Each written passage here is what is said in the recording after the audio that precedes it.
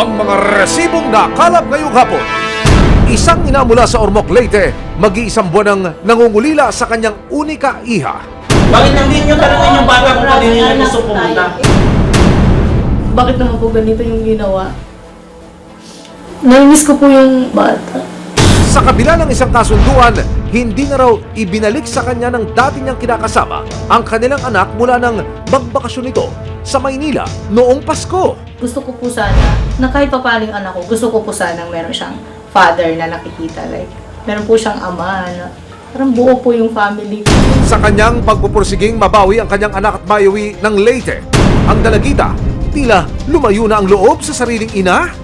Wait lang po! Wait lang! Nag-explain pa po ako eh. Sigaw ni Jocelyn, "Anak! Bakit ka nagkaganyan?" Isang binatang may-ari ng computer shop sa Taytay, Rizal, may palibreng wifi para daw makapag-online class sa mga parokyano niyang kabataan.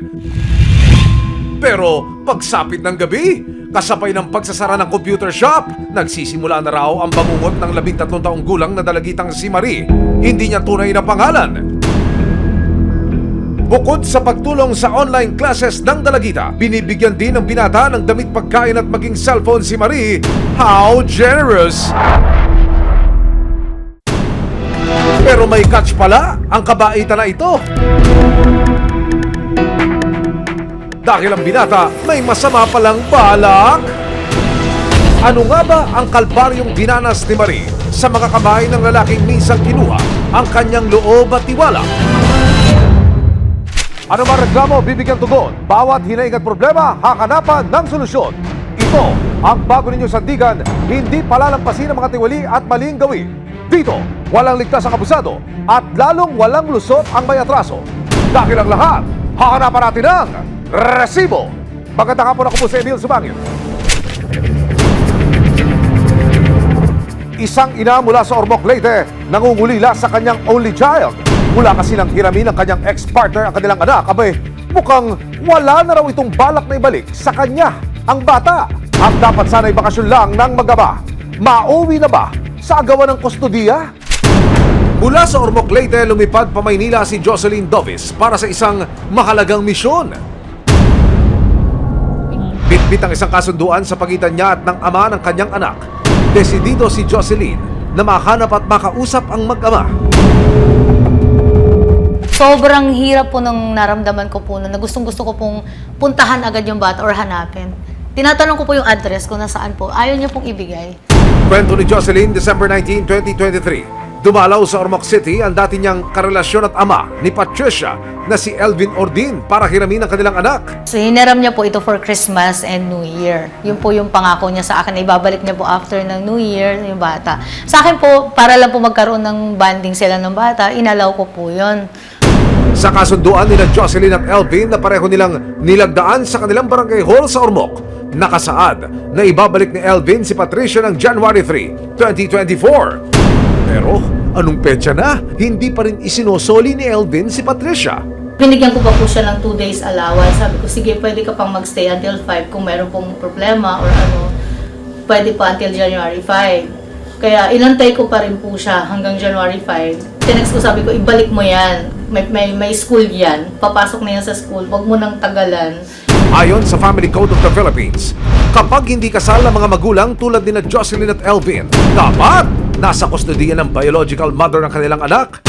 Kaya naman si Jocelyn, desididong ipaglaban ang kanyang karapatan. May possibility po na Yan po yung nandiyan po sa loob. Susunod, makita at mabawi na kaya ni Jocelyn ang kanyang anak. Kinakatakot ko yung kung paano mo ko tawagin. Nandiyan ba yung nanay mong baliw? Ganito mo ako itok sa anak ko? Tama ba yun, Bob? Naging yung yung child abuse dito? Mali ang ginagawa nito? Naging dito ng kwento? May aksyon, may ebidensya, resibo, walang lusot ang may atraso. May aksyon, may ebidensya, resibo, walang lusot ang may atraso. Kasama ang resibo, nagtungo si Jocelyn sa isang talyer sa Bacoor, Cavite kung saan nagtatrabaho si Elvin. Possible po na makita dito si Bob, yung ex-partner ko po before. Kasi dito po siya nagtatrabaho. Wala, hindi po siya nandito ngayon. Sumunod na pinuntahan ni Jocelyn ang isa pang talyera sa Las Piñas City. Yun po yung pangalawang shop. Doon din po siya nagpa-part-time magtrabaho po. Sa telepono na lang ako nag-uusap.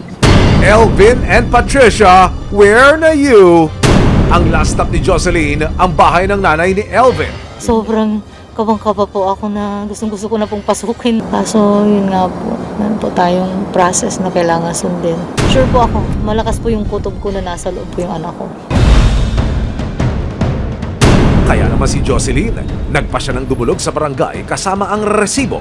Bit-bit ang mga resibo tulad ng birth certificate at pinirmahang kasunduan. Ipinaliwanag ni Jocelyn sa kawani ng barangay ang kanyang pakay. Hindi lang po ito yung ginawa niya po pangatlo na po ito. So, kung third times na? Yes po. Yung baby pa po, nabawi ko po yun. Kasi syempre siguro takot po siya kasi below 7 years old, nabawi ko po. Yung 2021, yun po yung pinaka-worst na hirap po akong bawiin talaga kasi halos iban niya po ako sa Rio, hindi pa ako makapasok noon. Ito po yung pangatlo na hindi ko na po makontak yung anak ko, na umiiyak po ako ng Christmas at New Year. Dahil hindi ko po makontak December 25, kahit magpadala lang po ako ng gift, hindi na po makontak yung bata. Agad namang umaksyon ang barangay Talon 1 kasama ang resibo. Sinamahan ng mga opisyal ng barangay si Jocelyn sa bahay ni na Elvin. Humarap ang ama ni Elvin pero si Lolo mukhang ayaw pang sabihin kung nasaan ang kanyang anak at apo. Wala sila dyan, oh. Di balik na lang kayo bukas. Walang tao dyan. Tawagan na lang, may number po ako ni... Yes po. Bausi po ito sa Bausi. Nandyan po ba si Sir Elvin? Nakakawin na po kami. Nakakawin po na lang, nakahintay na lang po. Mag-aantay na lang po kami dito ngayon. Ilang saglit pa, dumating na ang mag-ama. Agad silang pinagharap sa barangay ng Violence Against Women and Their Children o VAUSI officer. Ang paliwanag ni Elvin, hindi naman daw niya pinipigilan ang anak na umuwi sa Ormoc. Ano po yung gawin ko? Hilahin ko to para ibalik doon na ayaw niya umuwi. Pakisagot ko. Hilahin ko to, Pwede po. talian ko to para umuwi lang doon. Hiram niya po na maayos yung bata. Dahil, kahit po sa kabila ng mga nakaraan namin, gusto ko pong makompleto yung anak ko na makilala po na may ama, makilala po na parang buo kahit hindi po kami nagkaroon ng magandang pagsasama. Kaso po, hindi na po ito yung isang beses na ginawa niya. Yung last 2021, pinahirapan mo rin ako ba na makuha yan. Sa tingin Ito mo, yung usapan sa tingin mo, Ito, ako rin may wait kagagawa lang po, pinagsalita kita kanina. Kinakatakot ko yung kung paano mo ko tawagin. Nandiyan ba yung nanay mong baliw? Ganito mo ako itok sa anak ko? Tama ba yun ba? Ano nga kayo sa ano? Child abuse ang inaano nito? Mali ang inaano nito? Nag-iimbento ng kwento? Separate na magtanong po siya. Mag-ibigay po siya. Ano yun ba yung child abuse dito? Mali ang ginagawa nito? Nag-iimbento ng kwento? Transfer ng digital pagdilihan. Susunod, mabawi na kaya ni Jocelyn ang kanyang anak. Wait lang po, wait lang. Nag-explain pa po ako eh. Dapat po kasi pag nagdidisiplina, hindi po ganun. Ano nga ba ang kalbaryong dinanas ni Marie sa mga kamay ng lalaking minsang kinuha ang kanyang loob at tiwala? May aksyon, may ebidensya, resibo, walang lusot ang may atraso.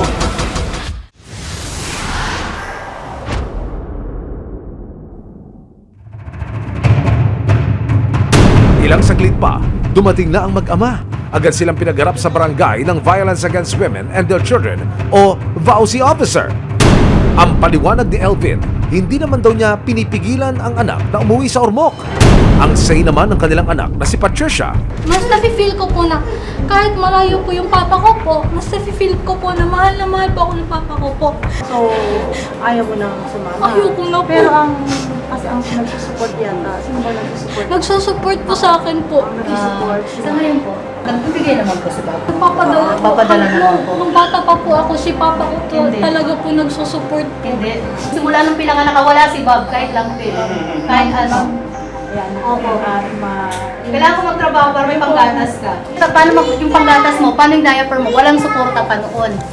Kailan lang ba siya nagparamdam? Kaya kailangan ko magtrabaho. Kailangan ko magtrabaho, paano mabubuhay ka?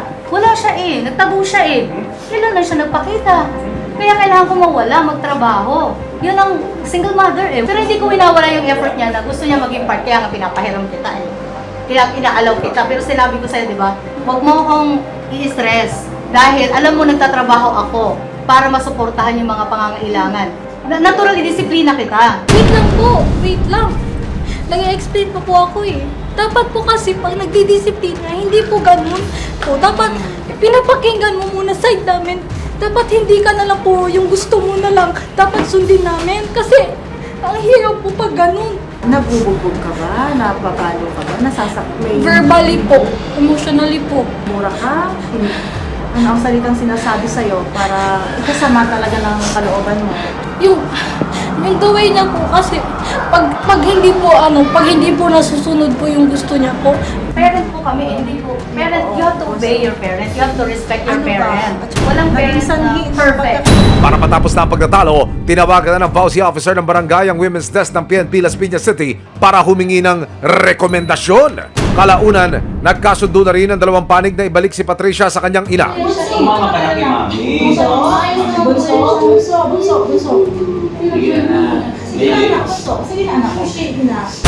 Nitong Huwebes, ipinatawag ng DSWD Las Piñas City sina Jocelyn at Elvin. Dito, napagdesisyonan na dapat manatili kay Jocelyn si Patricia dahil may sapat na kakayahan naman daw ang ina na buhayin ng bata. Salamat po sa tulong po ninyo, sa resibo po at saka sa inyo, Sir Emil, na natulungan niyo po akong safely po na nabawi po yung bata. Titignan pa raw ng DSWD or MOC sa Leyte ang sitwasyon ni na Jocelyn, Elvin at Patricia para magkaroon ng huling desisyon kung kanino talaga dapat mapunta si Patricia. Pero sa ngayon, bukod sa karapatan, kinikilala ng mga social worker ang kakayahan ni Jocelyn na buhayin at palakihin ang kanyang anak ng maayos. Sa kabila ng lahat, tanging ang kapakanan at best interest of the child ang kailangang isaalang-alang. 26 anyos na binata mula sa Taytay Rizal tinutugis ng mga otoridad dahil sa panggagahasa umano sa isang menor, pero lumalabas na hindi lang isa ang kanyang biktima kundi may 3 pa. Mahuli na kaya ang tinaguriang serial rapist na binata? Bilang na mga oras mo, kuya! Ang 13 taong gulang na dalagitang itatago namin sa pangalang Marie, kinaibigan, tinulungan, pero kalaunay pinagsamantalahan daw ng may-ari ng isang computer shop na kanyang tinatambayan.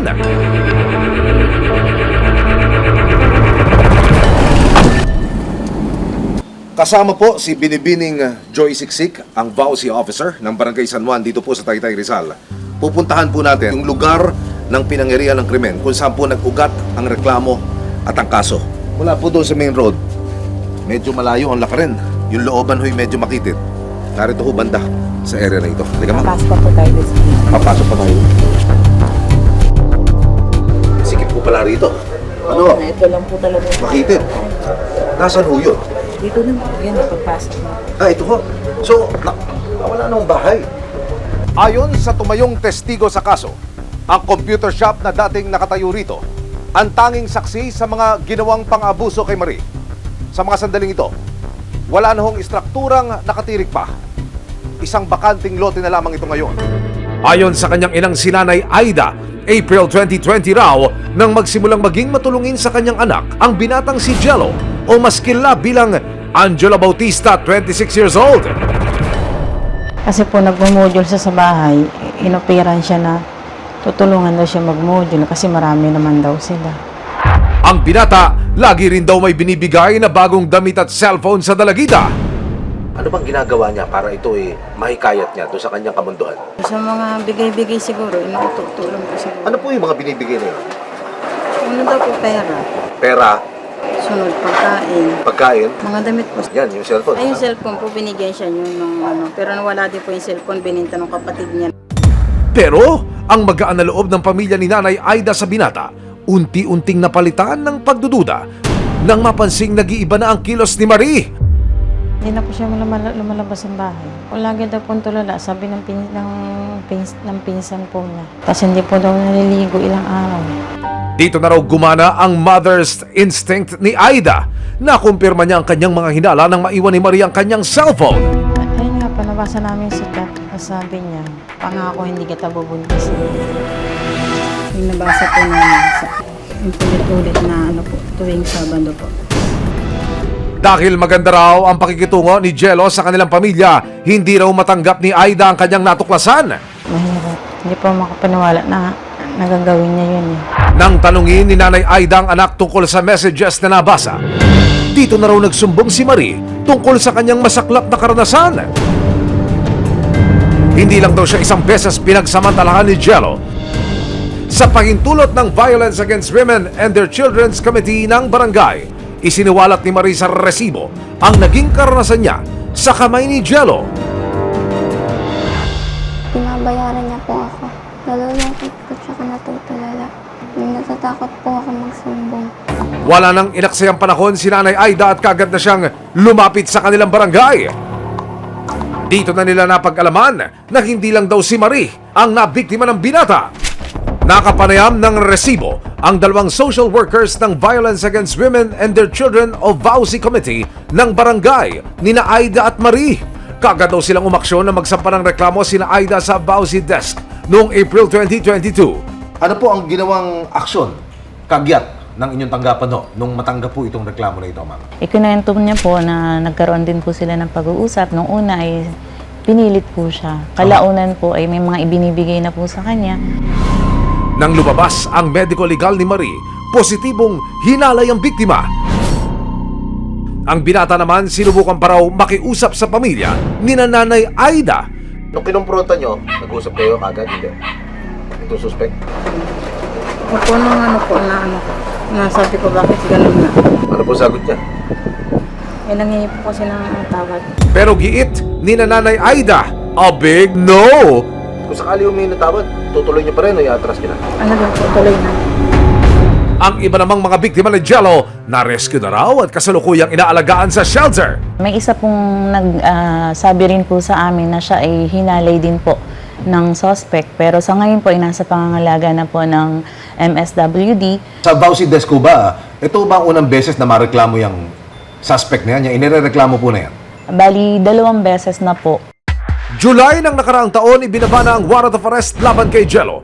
Kumilos agad ang CIDG DSOU para maaresto ang suspect. Pero hindi naging madali ang paghahanap nila kay Jello. Meron naman tayong nakuha ng informasyon na siya ay nandun sa Pampanga. Bumuo tayo agad ng tracker team nung nakuha natin yung information na yun at bumiyahe ulit. October 16, 2023, kasama ang resibo, nagtungo ang CIDG DSOU sa Pampanga. Nang makakuha sila ng informasyon tungkol sa kinaroroonan ng suspect, nang makarating sila sa umunay pinagtataguan ni Jello. Tatawag ako ng barangay, gusto mo? Labas ka kaya? Tatawag ako ng barangay pag hindi ka lumabas. Ilang saglit pa, humarap na ang tinaguriang serial rapist di umano ng Taytay. Jello, hindi ka naka-open time ha? Your time is up and it's time to go to jail. Pulis kami. Matindi ang pagkatago. Nang aaresto ka na, aba, si Jello, may special request pa? Ha? Hindi po. Nire-require po yan. Nire-require yan dito sa Nire-require yan sa korte. Nandito kami upang arestuhin ka sa bisa ng warrant of arrest na ibinaba sa'yo ng Family Court Branch 18 ng Cainta Rizal sa kasong statutory rape. Giit ni Jello, simpleng crush lang daw ang pagtingin niya sa dalagita. Magkaroon lang po kumbaga sa crush lang po pero wala pong ibig sabihin. Nakaharap siya ngayon sa kasong statutory rape at paglabag sa RA 7610 o Special Protection of Children Against Abuse, Exploitation and Discrimination. Hindi po ako ganun tao, ma'am, kaya masakit para sa akin. Dito sa statutory rape niya na kaso, no bail yun. So hindi siya pwedeng magpiyansa. Doon naman sa 7610, meron siyang piyansang 180,000. Sa ngayon, patuloy pa rin ang pag-alalay ng VAUSI sa mga biktima, kabilang na si Marie. Ngayong nakakulong na ang binata, ang tanging hiling ni Aida.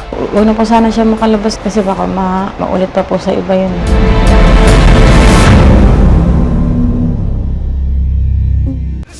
Walang lusot ang may atraso. Ipagtanggol ang api, iwaksi ang tiwali. Sama-sama nating ituwid ang tiwali at baluktot. Itakwil ang maling gawi at modus na bulok. Walang ligtas sa kabusado at lalong walang lusot ang may atraso. Dahil ang lahat, hahanapan natin ang resibo. Hanggang sa muli, ako po si Emil Sumangit. Reklamo! May aksyon, may ebidensya, resibo, walang lusot ang may atraso.